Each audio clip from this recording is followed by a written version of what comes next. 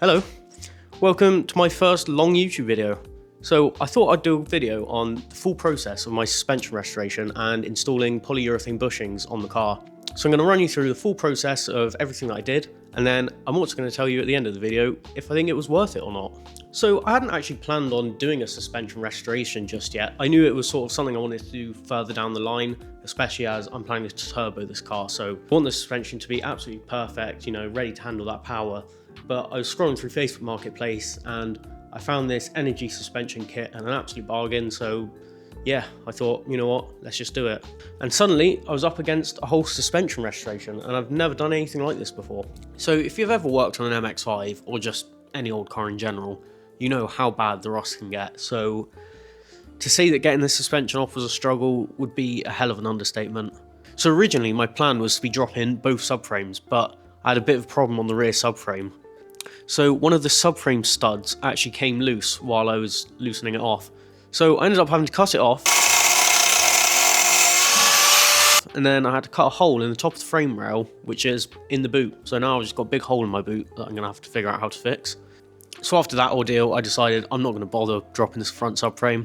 So I just took all the suspension off of it and left it on the car, and I wish I did that on the rear as well. But hey ho, we learn from our mistakes. If you're going to do a suspension restoration, I would not bother dropping the subframes, but if yours looks really rusty, it might be worth it.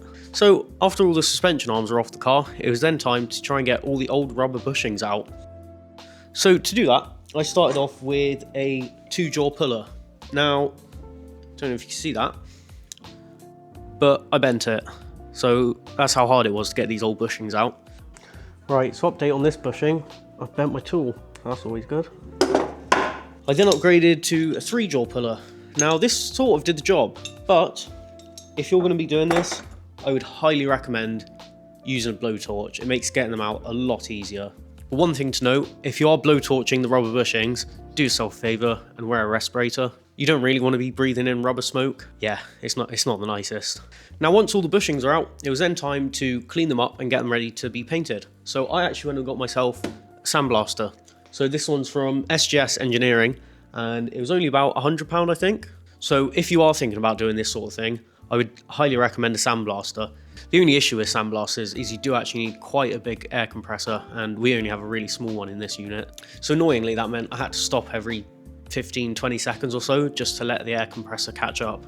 So quick tip, if you are planning on doing this, I'd recommend getting yourself some of this. This is Blitzhammer Deox. So what you do is you dilute this in water, and then you just let your suspension arms soak in there. I found it best to do it just 24 hours. And then once they're dried off, it makes sandblasting a hell of a lot easier. And then once all the arms were cleaned up, I then gave everything a couple coats of E-Tech chassis paint. So it was then time to install our poly bushes. Now, I was actually warned that poly bushes do have a bit of a problem, and that is the fact that after a while they can start to squeak quite bad. And I don't particularly want that. So the solution is to install grease nipples into all of the control arms.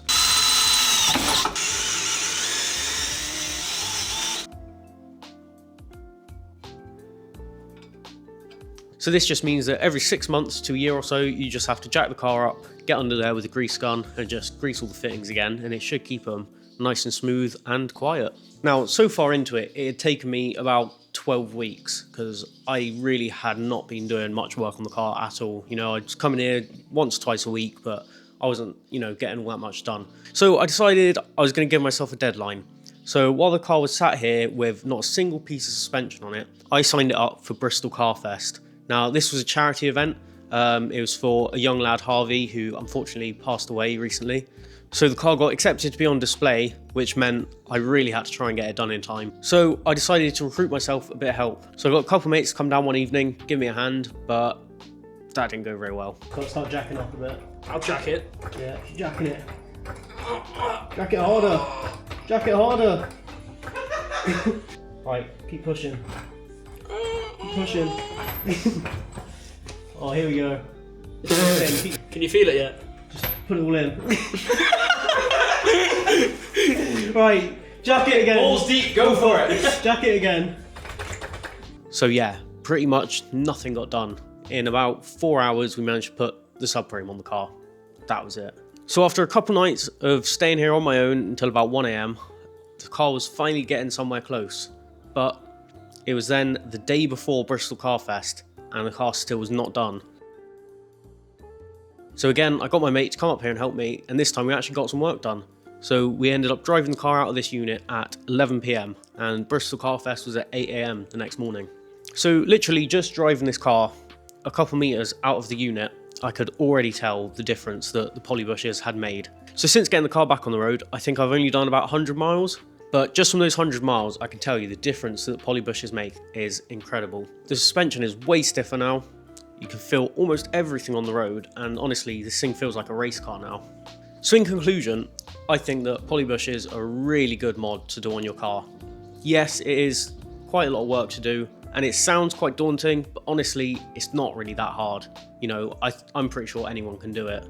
You just have to have quite a bit of patience for it. But yeah, I would 100% recommend it to anyone that's thinking about doing it. But yeah, that is the end of my first long video on YouTube. So I really appreciate you guys watching. I know it's been a bit of a boring one. It's just mostly been me stood here talking to you.